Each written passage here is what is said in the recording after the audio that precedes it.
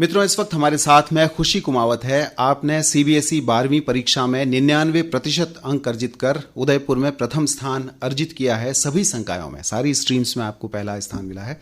और जैसे जैसे सूचनाएं आ रही है, मुझे लगता है कि आपकी ये उपलब्धि और बड़ी होती जाएगी। बहुत खुशी है, खुशी आपको स्टूडियो में हमें यहाँ पर आमंत्रित करके, और खूब सारी बधाइयाँ आपको, भविष्य के लिए खूब सारी शुभकामनाएं। तो आप कैसा महसूस कर रही हैं इस वक्त? Thank you sir, thank you so much. It's amazing experience. बहुत अच्छा लग रहा है यहाँ पे आके। और 99% ये मेरे पेरेंट्स के लिए, टीचर्स के लिए, जिनका मोटिवेशन था मेरे पीछे, उन सभी के लिए अच्छी बात है। और बस बहुत मेहनत करनी पड़ती है। 99% मैं ये कहूँगा कि ऑलमोस्ट परफेक्ट स्कोर है ये। थोड़ा सा चूक गए हो आप। हाँ। वरना लखनऊ की जो दिव्यांशा है 100% वाली, उससे हाँ। कोई बहुत ज़्यादा दूर नहीं हो आप। हम ये मानते हैं कि उदयपुर की दिव्यांशा आप ही हैं। और इस लेवल पे बहुत फ़र्क नहीं होता है, सिर्फ चांस की बात होती है। ये जो सूचना आई, उससे पहले कुछ एंग्जाइटी थी? आपको लगता था कि मेरी परफॉर्मेंस तो बहुत बढ़िया रही है, लेकिन क्या पता कितने नंबर आएंगे, आगे का पूरा जो दारोमदार है, मुझे भविष्य में क्या करना है, वो इसी पर टिका हुआ है। तो थोड़ी सी अंदर बटरफ्लाइज थी स्टमक में? ये सब बहुत, मतलब क्योंकि सीबीएसई के अपडेट से वो बहुत ही अनप्रिडिक्टेबल थे। तो कभी कुछ तो जिस दिन रिजल्ट रिलीज हुआ था उस दिन कोई अपडेट्स नहीं थी। पर मुझे नर्वसनेस तो थी कि रिजल्ट 12th का मैटर करेगा मेरे आगे के लिए, तो नर्वसनेस थी। बट मेरे को था कि मेरे बाकी के जो पेपर्स हुए थे वो अच्छे हुए थे और एक बाकी रह गया था, तो आई वॉज फ्री। जी, मतलब आपका जो ये कहेंगे कि एग्जाम आपने सारे पेपर्स में लगभग दे दिए थे। हाँ। और आपकी जो परफॉर्मेंस रेट की गई, वो आपने जो 4 पेपर दिए थे, सिर्फ एक ही पेपर बाकी था जी, तो उस आधार पे हो गई थी। सूचना किस तरह से आपको मिली? क्या परिवार के लोगों ने बताया कि आज रिजल्ट आने वाला है, या फिर किसी दोस्त ने आपको सूचना दी? और जब रिजल्ट आप देख रहे थे तो किस तरह की मनस्थिति से आप गुजर रहे थे? सर एक्चुअली जब रिजल्ट रिलीज हुआ था, हमको पता नहीं था कि आज रिजल्ट आने वाला है। तो हम मंदिर जा रहे थे। एक्चुअली हम with family we were out of, मतलब हम बाहर जा रहे थे। सो हमारे स्कूल के डायरेक्टर सर है दीपक शर्मा सर, उनका कॉल आया और उन्होंने बताया, तो आई वाज शॉक्ड कि एकदम से रिजल्ट कैसे आ गया ये। तो उसके बाद में सर ने मार्क्स बता दिए थे, उसके बाद प्रिंसिपल मैम, फिर टीचर्स, फिर और क्योंकि वेबसाइट जो थी सीबीएसई की वो क्रैश हो गई थी, तो स्टूडेंट्स नहीं देख पा रहे थे। बिल्कुल। तो सिर्फ स्कूल से ही इन्फॉर्मेशन मिली थी और शाम को जाके फिर मार्कशीट हमने देखी। जब ये फाइनल हो गया, आपको इतने नंबर आए हैं, तो ये जो रियलिटी थी, इसको सिंक इन होने में थोड़ा सा समय लगा था? आपको लगा कि मैं मतलब सपना है या ये सच है? मुझे ऐसा लग रहा था कि ये सपना है, बट धीरे धीरे मुझे बिलीव हो गया कि भाई हाँ 99 स्कोर कर दिया। तैयारी थी और बहुत समय तक, जिसको कहते हैं मिडनाइट ऑयल बर्न करना पड़ता है, आधी रातों की दिए आपने जलाए, तब जाके इस तरह की उपलब्धियां हासिल होती है। मेहनत इसका एक बहुत ही इंपॉर्टेंट पार्ट है, प्रतिभा भी होती है। इन दोनों में क्या, किस तरह से राइट बैलेंस बनाना चाहिए? क्या जो हमेशा से पढ़ाई में, एकेडमिक्स में अच्छा रहा हो, उसको मेहनत की तरफ से थोड़ा सा लापरवाह हो जाना चाहिए, या मेहनत सबसे इम्पॉर्टेंट है और उसके बाद आपकी पहले से ही कितना आप जानते हैं, या प्रतिभा जिसको कहते हैं, प्रतिभा थोड़ा सा ओवररेटेड शब्द है, लेकिन मेहनत को कितना आप आंकते हैं, कितना ज़रूरी है? सर सबका अपना अपना अलग कैलिबर होता है, पर हर कैलिबर में सक्सेसफुल होने के लिए उनके मतलब जो पोटेंशियल है उनका, वो उनको जितना पोटेंशियल है वो पूरा डाल देना चाहिए। मतलब फुल एफर्ट्स डालने चाहिए किसी भी चीज़ को पाने के लिए। तो ये मैटर नहीं करता है कि आपके एफर्ट्स पूरे थे आपके हिसाब से? हाँ सर, मेरे फुल एफर्ट्स थे। फुल एफर्ट्स, बिल्कुल। और इसी फुल एफर्ट्स का रिजल्ट भी रहा कि आपका जो आपकी जो उम्मीदें थी, जिस तरह का, उसी तरह का परिणाम आपका आया। घर वालों की क्या प्रतिक्रिया थी? आपको स्पेशल ट्रीट दी गई उस दिन? जी बिल्कुल, बहुत गिफ्ट्स वगैरह खूब सारे मिले? हाँ, घर वालों की तरफ से? हाँ बहुत। मम्मी पापा बहुत खुश थे, बहुत ज़्यादा खुश थे। मतलब क्योंकि एकदम 99, तो वो बहुत ज़्यादा खुश हो गए थे। और टीचर्स भी, तो बहुत सारे गिफ्ट्स, बहुत सारी मिठाई, बहुत सारी चॉकलेट्स, पूरा दिन सेलिब्रेशन का था। बिल्कुल डिजर्व करती हैं आप कि थोड़ा सा सेलिब्रेट करें, और मुझे लगता है कि थोड़े दिन और अभी सेलिब्रेट करते जाएंगे, क्योंकि आपने उपलब्धि इतनी हासिल की है। लेकिन एक समय के बाद में फिर कुछ आगे की जो योजनाएं हैं उनको लागू करने का समय आता है। तो आगे के लिए क्या प्लान्स हैं आपके? Sir I want to be in civil services, IAS officer बनना चाहती हूँ। तो उसके लिए मैंने अभी दिल्ली यूनिवर्सिटी के लिए अप्लाई किया है। I want to do political science honours from Delhi university, and then UPSC। Civil services में क्यों जाना चाहती हैं? क्या आपके पीछे ध्येय क्या है? क्यों जाना चाहती हैं?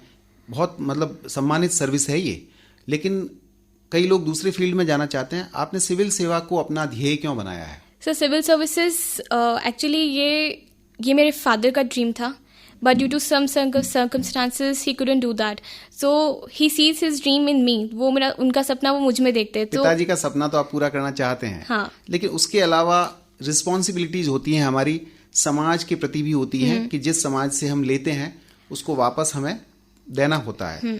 तो इस सेवा के जरिए आपके मन में ये भी है कि मैं कुछ अच्छा कर पाऊंगी? जी बिल्कुल, मैं अपने समाज के लिए, अपनी सोसाइटी के लिए अच्छा करना चाहूँगी। बिकॉज मुझे प्राइवेट जॉब्स बिल्कुल, क्योंकि मुझे लगता है कि प्राइवेट जॉब एक अपना एरिया रेस्ट्रिक्ट कर देती है, आप उससे आगे नहीं बढ़ सकते। पर एक सिविल सर्वेंट होना, it means you are in a society, you can do something, एक प्लेटफॉर्म है जहाँ पे आप कुछ कर सकते हैं। जबकि प्राइवेट में आप एक जगह फिक्स मतलब रेस्ट्रिक्ट हो जाते हैं। अब एक चीज़ ये है कि जैसे आपने ये सोचा है कि मुझे बाहर जाना है पढ़ने के लिए, उच्च शिक्षा के लिए, अब आपको उदयपुर, अब आपका जो घर है उससे बाहर जाना पड़ेगा, तो उसके लिए आप तैयार हैं? आपके परिवार वाले तैयार हैं? अकेले रहना होगा, हॉस्टल लाइफ होगी, फिर बड़ी जगह होगी, DU में आपका प्रवेश हो जाएगा, उसके बाद में एक बिल्कुल नया शहर, नए दोस्त होंगे, उसके लिए आप पूरी तरह से तैयार हैं? हाँ तैयार है सर। और इससे पहले आपका कभी बाहर जाना हुआ पढ़ाई के सिलसिले में? कभी नहीं गए? आपके यहाँ उदयपुर में और भी लोग हैं जो दिल्ली में या बाहर किसी और जगह पे पढ़ाई कर रहे हैं और उनसे आपका संवाद हुआ है इन दिनों में? सर मेरे सीनियर्स कुछ हैं बाहर और मेरे रिलेटिव्स है दिल्ली यूनिवर्सिटी में है, और तो आपके लिए एकदम नया माहौल नहीं बिल्कुल होगा? नया नहीं होगा, क्योंकि वो कुछ नोन है वहाँ पे। कुछ नोन है, लेकिन शहर नया होगा। हाँ, उदयपुर अच्छा शहर है, लेकिन दिल्ली महानगर है। हाँ, मेट्रो। अच्छा, अगर जैसे DU नहीं तो कुछ और भी आपने प्लान किया? DU में तो आपका एडमिशन हो जाएगा, लेकिन अगर सेकंड थॉट भी अगर आपके मन में आया हो कि नहीं मैं थोड़ा सा नज़दीक रहूं या कोई और इंस्टीट्यूट में जाऊं या किसी और यूनिवर्सिटी में पढ़ाई करूं, या सिर्फ आपने फिलहाल अपना फोकस DU पे ही रखा है? सर सिर्फ DU मैंने इसके अलावा कोई रजिस्टर ही नहीं किया, मतलब देखा भी नहीं है मैंने। बस एम था कि बस एक बार दिल्ली यूनिवर्सिटी में मेरा एडमिशन हो जाए बस। बिल्कुल, तो पूरी शुभकामनाएं आपके साथ में। Thank you sir. अब थोड़ा सा पढ़ाई के बारे में बात करते हैं। जैसे खूब पढ़ाई करनी पड़ी है, आपका शेड्यूल क्या था? जो आपके नए साथी हैं, जो आपके जूनियर्स हैं, जो आपकी बातचीत सुनेंगे, तो उनको क्या कहेंगी और किस तरह से पढ़ाई करनी चाहिए जिससे कि हम लोग अच्छे मार्क्स ला सकते हैं?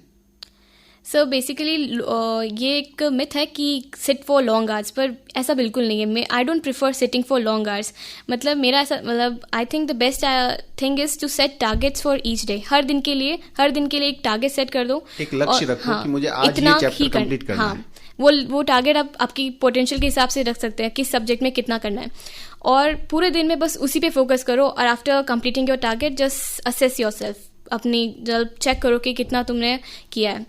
तो ये टारगेट्स, अगर रेगुलरली टारगेट्स लेके चलते तो उस रिजल्ट पे पहुंच जाएंगे, मतलब जहाँ पे आपका सभी कुछ कवर हो जाएगा, कंप्लीट कोर्स। जब एग्जाम का समय होता है तो अलग तरह की एंग्जाइटी होती है, थोड़ा सा तनाव होता है, स्ट्रेस होता है, और कुछ मामलों में जो स्ट्रेस होता है वो फायदेमंद भी होता है थोड़ा सा।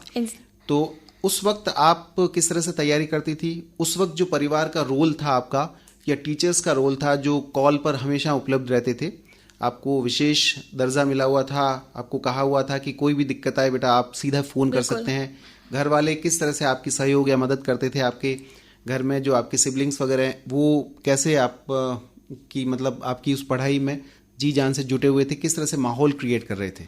सभी कोऑपरेट कर रहे थे। Teachers were on their toes, हमेशा वो राजी रहते थे किसी भी काम के लिए, और पेरेंट्स भी पूरा सपोर्ट किया, बिल्कुल भी कोई दूसरा बर्डन नहीं डाला जैसे, और प्रेशराइज बिल्कुल नहीं किया उन्होंने मुझे। मतलब किसी पढ़ाई को लेकर, मेरे सिटिंग आवर्स को लेकर बिल्कुल प्रेशराइज नहीं किया पेरेंट्स ने, क्योंकि बिल्कुल उनको पता था कि आई विल डू इट, कि मैं मेरा देख लूँगी, मैं मेरे हिसाब से पूरा कर लूँगी।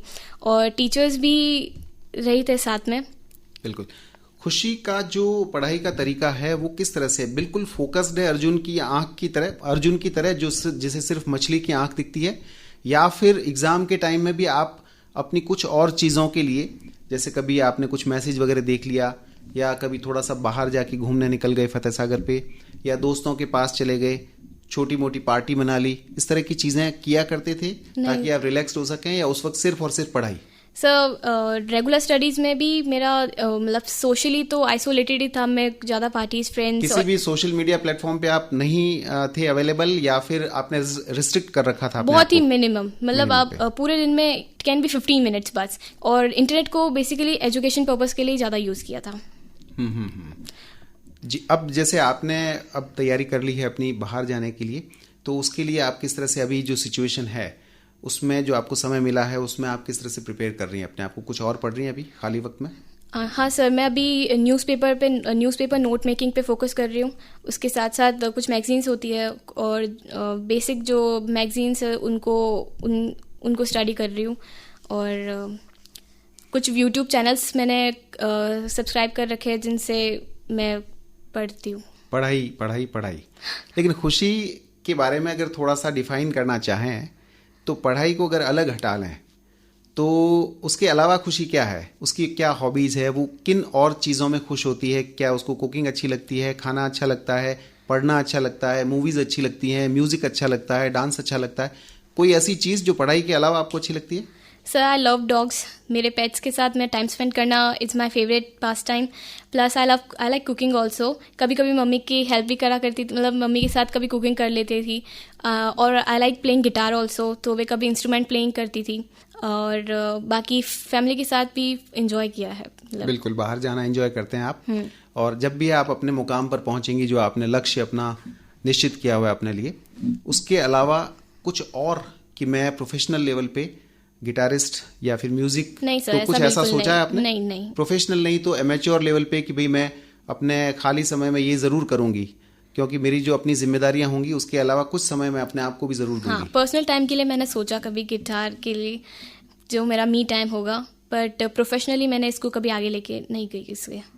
अच्छा, किताबें आप जो आपकी सिलेबस की किताबें हैं, टेक्स्ट बुक्स हैं, उनके अलावा भी कुछ किताबें आप पढ़ने में रुचि रखती हैं? ट्वेल्थ के अलावा जैसे आप अभी इन दिनों में जो किताबें चलती हैं, जैसे ई बुक्स वगैरह पढ़ती हूँ, कभी भी आपने कोशिश की कि स्टोरी बुक लिया जाए या फिर कोई नॉवल पढ़ा जाए, कुछ ऐसा आप कभी? हाँ सर, बुक्स, स्कूल बुक्स के अलावा भी मेरे को जो है पसंद है कुछ नॉवेल्स, वो मैं पढ़ा करती हूँ। और कुछ बुक्स है जैसे कि जो किसी बायोपिक्स जो होती है किसी के बारे में, वो अच्छी लगती है। कंसंट्रेशन के लिए आपका अपना कोई तरीका डिवाइस किया हुआ है या फिर आप कंसंट्रेट अच्छा कर पाती हैं? क्योंकि बहुत सारे बच्चों की शिकायत होती है कि पढ़ाई करते वक्त बहुत सारे जो है वो ध्यान भटकाने वाली चीज़ें बहुत होती है। तो अपने आप को फोकस रखने के लिए मेडिटेशन वगैरह का आप सहारा लेती थी? हाँ। लेती थी मेडिटेशन। मैं रोज सुबह मेडिटेशन करती थी अप्रॉक्स 20 से 25 मिनट्स तो इससे एकदम पीस ऑफ माइंड रहता है और फुल डे एनर्जी रहती है। Meditation is very good, every student should meditate, I believe. वैसे पढ़ाई के दिन अभी फ़िलहाल तो नहीं है, लेकिन जो भी हमारे साथी हैं जो चाहते हैं कि अच्छा करें हम एग्ज़ाम में, तो उनको क्या सलाह देंगी कि क्या आपकी रूटीन होनी चाहिए, क्या आपका जो रिजीम होना चाहिए जिससे आप अच्छी तरह से पढ़ सकें? किताबों के अलावा आपका खाना, नींद वगैरह वो भी इम्पॉर्टेंट है? बहुत सर मॉरल सपोर्ट के साथ में अपनी हेल्थ का भी प्रॉपर ध्यान रखना चाहिए। मतलब फूड, खाना भी बहुत ही फास्ट फूड अवॉइड करने चाहिए। और जैसे वो फास्ट फूड अवॉइड हो जाता है, और फास्ट फूड अवॉइड करना थोड़ा मुश्किल काम तो है। हाँ, इसलिए आपको भी बोलने में एकदम दिक्कत हुई। ईमानदारी से आप जवाब देना चाहती थी। मुश्किल है, पर मैं वैसे भी फास्ट फूड को अवॉइड करती हूँ और करती रहूंगी। थोड़ा और जोर से बोलना पड़ेगा इसके लिए तो आपको। बिल्कुल करना चाहिए। और नींद, स्लीप, ये बहुत इंपॉर्टेंट थिंग मेरे जो मैं मतलब 8 आवर्स तो होनी ही चाहिए। बाकी अगर नहीं लेते, मतलब कुछ स्टूडेंट्स होते हैं उनको हैंगओवर होता है कि नहीं पढ़ना है, बस 4 घंटे सोएंगे बाकी पढ़ेंगे। ऐसा कुछ होता नहीं, पढ़ाई होती नहीं है और नींद भी पूरी नहीं होती। तो उनको पूरा सोना चाहिए और अच्छे से थोड़ा टाइम पढ़ो पर अच्छे से पढ़ा जाता है। बिल्कुल। और अब जो आपकी सक्सेस है उसका हम पूरा एनालिसिस करना चाहते हैं। तो पढ़ाई का आपका जो समय था, वो प्रेफर्ड आपका समय आपको अच्छा लगता था, वो मॉर्निंग का टाइम होता था, आप जल्दी उठ के पढ़ते थे, या खूब देर रात तक आप पढ़ाई करके और फिर सुबह 8-9 बजे तक सोते रहते थे? नहीं सर, मेरा एक्चुअली मिड में था। मैं रात को मैक्सिमम 11 बजे 11 बजे मैं सो जाती थी और सुबह मैं 6 बजे उठ जाती थी।